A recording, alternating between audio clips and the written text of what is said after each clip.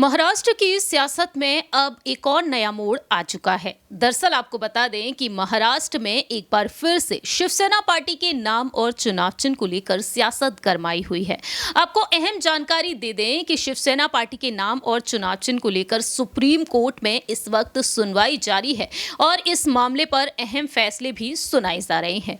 लेकिन दूसरी ही तरफ अगर रुख किया जाए महाविकास अघाड़ी गठबंधन पर, रुख किया जाए एनसीपी की तरफ, तो एनसीपी से अध्यक्ष वरिष्ठ नेता महाराष्ट्र की सियासत में चाणक्य कहे जाने वाले शरद पवार ने अब बेहद बड़ा ऐलान हाल ही में किया था। जी हां, 2 मई के दिन उन्होंने अध्यक्ष पद से इस्तीफा दिया, लेकिन उनकी पार्टी के कार्यकर्ता नहीं माने। प्रस्ताव लाया गया और ना चाहते हुए भी शरद पवार को एक बार फिर से अध्यक्ष पद पर वापसी करनी पड़ी है। लेकिन इस बीच यहां पर तमाम नाम चर्चा का विषय बने रहे। दरअसल यहां पर देखा गया कि शरद पवार कहीं ना कहीं अपनी बेटी बारामती से सांसद सुप्रिया सुले को कहीं ना कहीं उत्तराधिकारी बनाना चाहते थे। आज एक बार फिर से इसी मामले पर हम आपको जानकारी देने जा रहे हैं। सबसे पहले आपको बता दें कि उत्तराधिकारी के तौर पर शरद पवार यहां पर अपनी बेटी को देखना चाहते थे। दरअसल सुप्रिया सुले को लेकर यहां पर तमाम खबरें सामने आई। शरद पवार के इस्तीफे के बाद राजनीतिक गलियारों में हलचल तेज हो गई कि बेटी सुप्रिया सुले को एनसीपी का नया अध्यक्ष बनाया जा सकता है।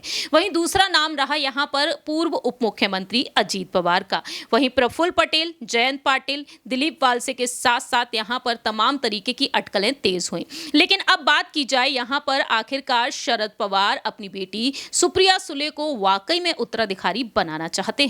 दरअसल आपको बता दें कि अजीत पवार, जिन्होंने पूर्व उप मुख्यमंत्री के तौर पर महज कुछ दिनों के लिए ही कमान संभाली, लेकिन अजीत पवार को लेकर एक बार फिर से सियासत यही तेज हुई कि कहीं ना कहीं बीजेपी की तरफ वह रुख कर सकते हैं। शरद पवार ने एनसीपी के प्रमुख के पद से इस्तीफा क्यों दिया? मुख्य रूप से अजीत पवार के भाजपा में जाने की संभावना वाले दाव को मात देने के लिए।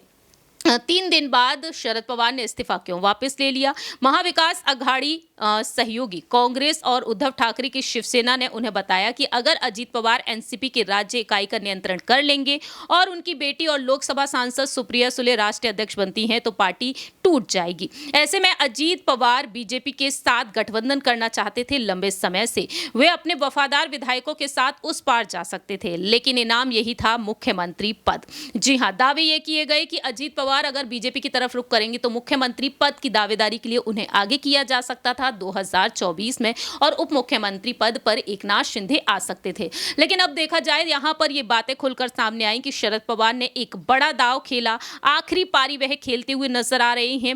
बेटी सुप्रिया को एनसीपी में अपना उत्तराधिकारी वह बनाना चाहते हैं, क्योंकि वह जानते हैं कि देर सवेर अजीत पवार कहीं ना कहीं बगावत कर सकते हैं। ऐसे में यहां पर वह अपनी बेटी को ही आगे करना चाहते थे, लेकिन सुप्रिया सुले इस पद पर आना नहीं चाहती। अब देखना यही दिलचस्प होगा कि आने वाले वक्त में शरद पवार अपनी इस इच्छा को पूरा करते हुए नजर आएंगे कि अजीत पवार वाकई में बीजेपी की तरफ यहां पर बढ़ते हुए नजर आएंगे, या फिर अजीत पवार की रणनीति कुछ और ही होगी। फिलहाल हमारी इस रिपोर्ट में इतना ही। बाकी के तमाम अपडेट्स के लिए आप देखते रहिए नेक्स्ट 9 न्यूज।